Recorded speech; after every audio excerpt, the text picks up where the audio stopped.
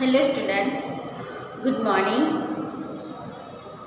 આજે આપણે આપણા ઇંગ્લિશ ટેક્સ્ટનો પાંચમો અને છેલ્લો યુનિટ ઇંગ્લિશ પ્લસ એની શરૂઆત કરી રહ્યા છીએ. એનું પહેલું લેક્ચર લઈ રહ્યા છીએ. તો એમાં સૌથી પહેલાં એક્ટિવિટી 1 આપેલી છે, એને આપણે પહેલાં વાંચી લઈશું અને પછી એને સમજી લઈશું. તો હું એક્ટિવિટી 1 વાંચું છું, તમે પણ એને ધ્યાનથી જુઓ. Activity 1. Isha wants to make finger puppets. She needs some material. She is at a stationery shop. Shopkeeper says, "What do you want?" Isha says, "I want card papers, color pencils, a pair of scissors and a glue bottle." Shopkeeper says, "How many card papers do you want?" Isha says, 2. Shopkeeper says, "How many color pencils do you want?" Isha says, 3. Black, red and yellow. Shopkeeper says, "Here they are." Isha says, "And also a glue bottle." Shopkeeper says, 50 ml or 100 ml bottle? Isha says, 50 ml.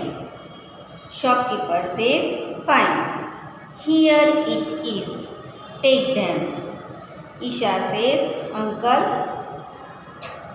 how much is the bill?" Shopkeeper says, 80 rupees. "Here is your bill." Isha says, "Here is the money. Please count the money." Shopkeeper says, "Thank you." આપણે આ activity 1માં how many અને how much એના દ્વારા પ્રશ્નો કેવી રીતે બને છે તે શીખવાનું છે. જ્યારે કોઈ પણ વસ્તુ કે ઓબ્જેક્ટ કાઉન્ટેબલ નાઉન ન હોય, એટલે કે ગણી શકાય તેવી વસ્તુ હોય, ત્યારે હાઉ મેની વડે પ્રશ્ન બનાવવામાં આવે છે. અને જ્યારે કોઈ પણ ઓબ્જેક્ટ અથવા વસ્તુ અનકાઉન્ટેબલ હોય, ગણી ન શકાય તેવી વસ્તુ હોય, એટલે કે દ્રવ્યવાચક વસ્તુઓ હોય, ત્યારે જથ્થામાં હોય, ત્યારે એ વસ્તુનો જથ્થો જાણવા માટે હાઉ મચ વડે પ્રશ્ન પૂછવામાં આવે છે. એવું આપણે આ એક્ટિવિટી દ્વારા શીખવાનું છે. તો હવે આપણે આ એક્ટિવિટીને સમજી લઈશું ચિત્ર સાથે. Isha wants to make finger puppets. Finger puppets એટલે આંગળીઓ ઉપર કઠપૂતળીઓ બનાવવી. પપેટ્સ એટલે કઠપૂતળી. ઈશાને આંગળી કઠપૂતળીઓ બનાવવી છે. શી નીડ્સ સમ મટીરિયલ. તેને થોડી સામગ્રી, વસ્તુની જરૂર છે. શી ઇઝ એટ આ સ્ટેશનરી શોપ. એટલે તે સ્ટેશનરીની દુકાનમાં છે. Shopkeeper says, "what do you want?" Shopkeeper કહે છે, "તારે શું જોઈએ છે?" Isha says, "I want card papers, colour pencils, a pair of scissors and a glue bottle." ઈશાએ જવાબ આપ્યો કે મને card paper, colour pencil, pair of scissors એટલે કાતર અને ગ્લુ બોટલ એટલે ગુંદરની એક શીશી જોઈએ છે. Shopkeeper says, "how many card papers do you want?" Shopkeeper પૂછે છે કે તારે કેટલા કાર્ડ પેપર જોઈએ છે. ઈશા સેઝ, 2. ઈશા કહે છે 2. Shopkeeper says, "how many colour pencils do you want?" વળી પાછા શોપકીપર પૂછે છે કે તારે કેટલી કલર પેન્સિલો જોઈએ છે. Isha says, 3. Black, red and yellow. Isha જવાબ આપે છે કે 3.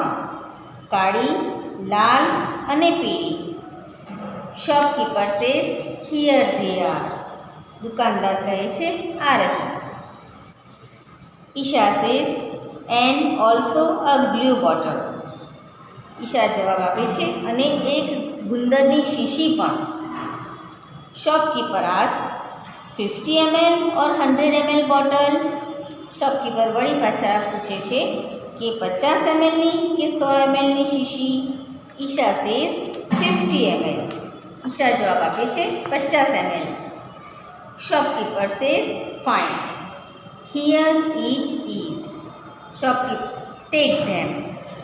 શોપકીપર કહે છે સારું. આ રહી, આ લે. Isha says uncle how much is the bill. કાકા કેટલું બિલ થયું? Shopkeeper says 80 rupees. 80 રૂપિયા. Here is your bill. આ રહ્યું તારું bill. Isha says here is the money. Isha કહે છે આ રહ્યા પૈસા. Please count the money. મહેરબાની કરીને પૈસા ગણી લો. Shopkeeper says thank you. Shopkeeper કહે છે આભાર. જો અહીંયા જ્યારે કલર પેન્સિલ અને કાર્ડ પેપર આ બધાનું કેટલા લેવા છે એ જાણવું હતું ત્યારે શોપકીપરે એને હાઉ મેનીથી પ્રશ્ન પૂછ્યો, કારણ કે એ બધી વસ્તુ કાઉન્ટેબલ છે, ગણી શકાય છે. પણ બિલની એમાઉન્ટ જાણવા માટે એણે હાઉ મચથી પ્રશ્ન પૂછ્યો છે. બરાબર? તો આવી રીતે હાઉ મચ અને હાઉ મેનીના પ્રશ્નો બને છે. જ્યારે ગ્રામરમાં ટૉપિક આવશે ત્યારે આપણે ડિટેલમાં ચર્ચા કરીશું. અત્યારે આપણે હવે એની નીચે બી પાર્ટમાં કેટલાક શબ્દો આપેલા છે અને એ શબ્દોને આધારે આપણે હાઉ મચ અથવા હાઉ મેની વડે પ્રશ્ન બનાવવાના છે. તો એને આપણે સમજી લઈએ. Activity 1B, work in pairs. જોડીમાં કામ કરો. Read this details. નીચેની જે માહિતી છે તેને વાંચો. Frame questions and answers. અને પછી પ્રશ્નો બનાવો અને એના જવાબો આપો. એક્ઝામ્પલ આપેલું છે અહીંયા. પેન્સિલ્સ, બોક્સ અને 10. પેન્સિલ્સ, બોક્સ અને 10 આ 3 શબ્દોનો ઉપયોગ કરી અને આપણે પ્રશ્ન બનાવવાનો છે. આપણે વિચારવાનું છે કે હાઉ મેનીથી પ્રશ્ન બનશે કે હાઉ મચથી. અહીંયા પેન્સિલની સંખ્યા આપી છે 10. તો આપણે ગણી શકાય છે પેન્સિલ, એટલે હાઉ મેની વડે પ્રશ્ન બનાવીશું. તો પ્રશ્ન બનશે how many pencils R there in the box. બોક્સની અંદર કેટલી પેન્સિલો છે? તો જવાબ આપણે આપીશું ત્યાં 10. પછી બીજો પ્રશ્ન બનાવવા માટે શબ્દો આપેલા છે.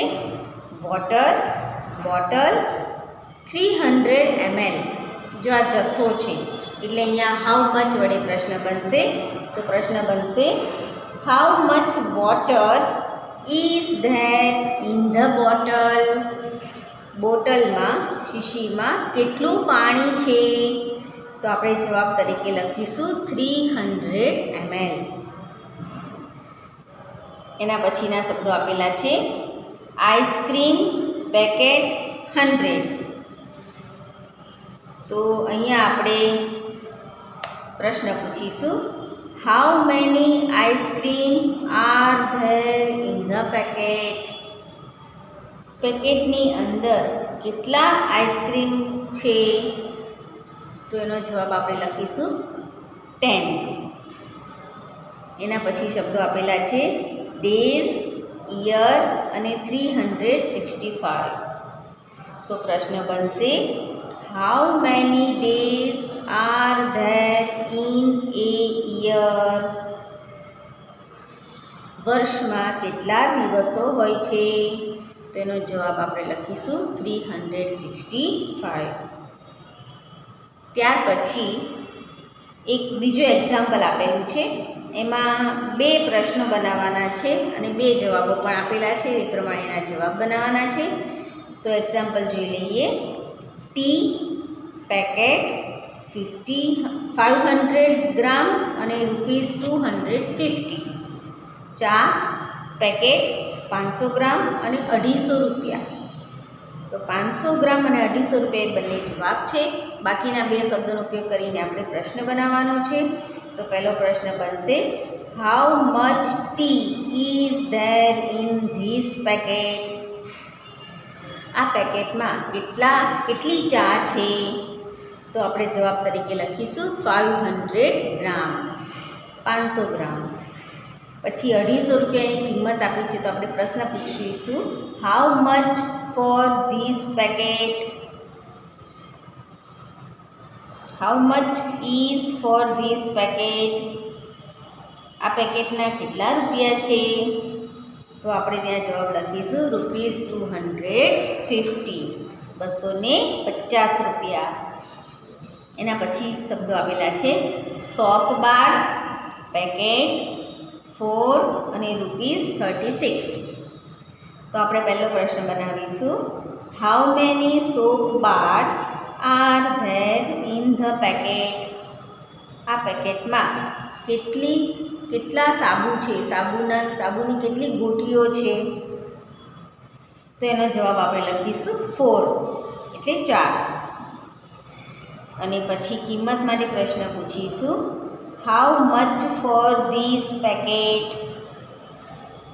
આ પેકેટ માટે આ પેકેટની શું કિંમત છે? તો ત્યાં જવાબ લખીશું ₹36. એના પછીનો શબ્દો આપેલા છે, શેમ્પૂ સચેટ અને ₹3. સચેટ એટલે પાઉચ. તો આપણે પ્રશ્ન બનાવીશું, how much for this shampoo sachet? આ શેમ્પૂના પાઉચના કેટલા રૂપિયા છે? તો અહીંયા જવાબ આવશે ₹3. એક જ જવાબ છે, એટલે આપણે એક જ પ્રશ્ન બનાવીશું. ત્યારબાદ શબ્દો આપેલા છે, 8 GB પેન ડ્રાઈવ પ્રાઇસ અને ₹300. તો આપણે અહીંયા પણ એક જ જવાબ છે, તો એના માટે એક જ પ્રશ્ન બનાવીશું, how much for this pen drive? આ પેન ડ્રાઈવની શું કિંમત છે? તો જવાબ તરીકે આપણે લખીશું ₹300. ત્યારબાદ શબ્દો આપેલા છે, વીટ સેક 100 kg અને ₹2400. ઘઉં સેક એટલે બોરી 100 કિલો અને 2400 રૂપિયા.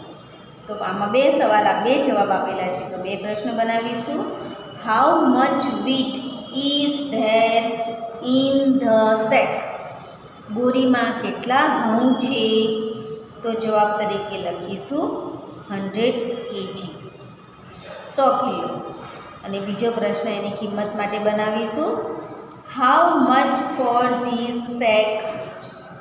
આ બોરીની શું કિંમત છે? તો જવાબ તરીકે આપણે લખીશું ₹2400, 2400 રૂપિયા. અને હવે છેલ્લો એક પ્રશ્ન બનાવવાનો છે, આઈપોડ મેમરી અને 4 GB. અહીંયા એક જ જવાબ છે, તો એક જ પ્રશ્ન બનશે, how much is the memory in this iPod? આ આઈપોડમાં કેટલી મેમરી છે? કેટલું સ્ટોરેજ થઈ શકે છે? તેનો જવાબ તરીકે આપણે લખીશું 4 GB, 4 GB ગીગાબાઇટ. બરાબર. તો અહીંયા આપણે એક્ટિવિટી 1B પૂરી કરી. ત્યારબાદ સીમાં પણ આપણને એક સરસ મજાની એડવર્ટાઇઝમેન્ટ આપેલી છે. એ એડવર્ટાઇઝમેન્ટ સમજી અને પછી એના આધારે એના પ્રશ્નોના જવાબ આપણે લખવાના છે. તો એડવર્ટાઇઝમેન્ટને આપણે સમજી લઈશું. Read this advertisement. Are you a music lover?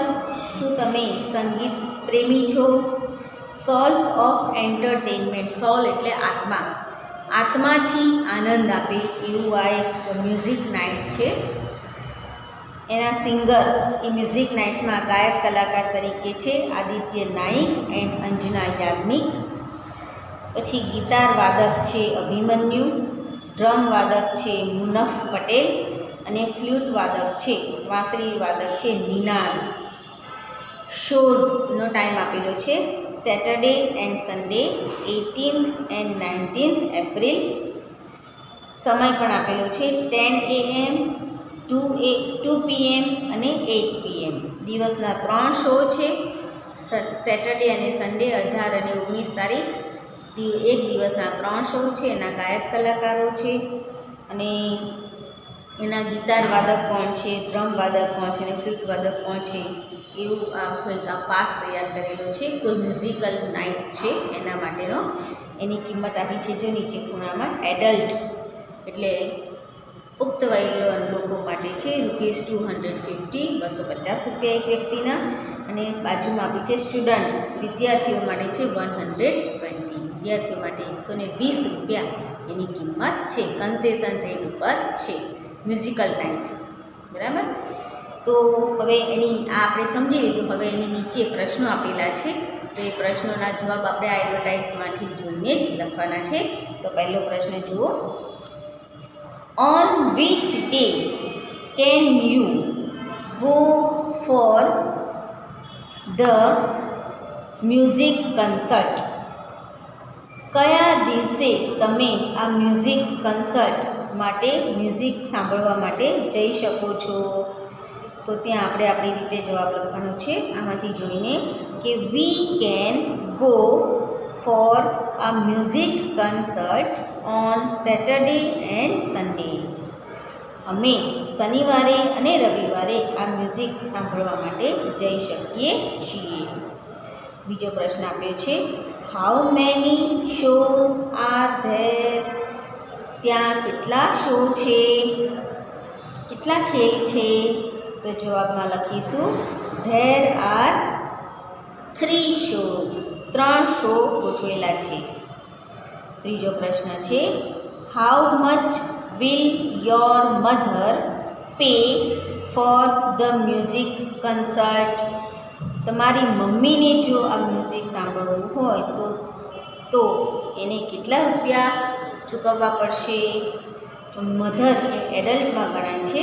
તો આપણે જવાબ લખીશું my mother will pay ₹250 for the music concert.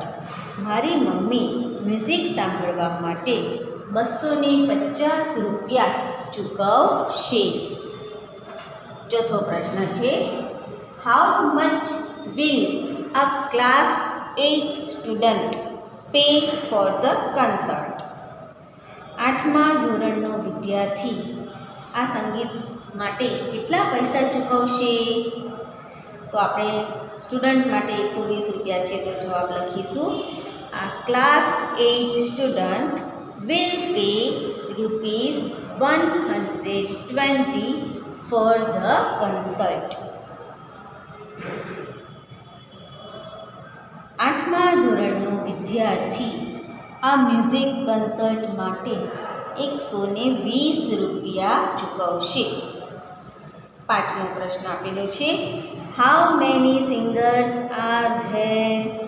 કેટલા ગાયક કલાકારો છે?